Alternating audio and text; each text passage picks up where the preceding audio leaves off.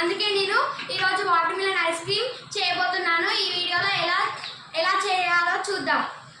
దానికోసం ఇంగ్రీడియంట్స్ అయితే 2 watermelons, cup of sugar and ice cream sticks.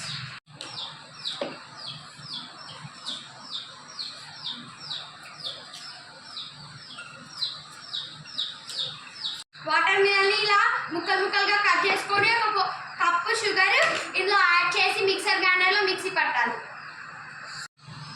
ఇలా water melon juice తీసుకొని మంచిగా వడగట్టుకోవాలి.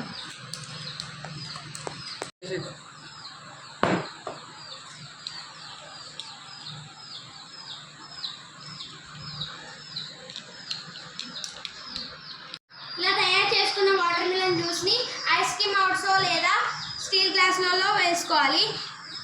డీప్ ఫ్రిడ్జ్లో 24 అవర్స్ పెడితే మనకు water melon ice cream ready. ఇలా తయారు చేసుకున్న వాటర్ మిలన్ జ్యూస్ని మనం స్టీల్ గ్లాసులలో మొత్తం నింపుకోవాలి. Healthy and tasty watermelon ice cream ready అయిపోయింది ఫ్రెండ్స్.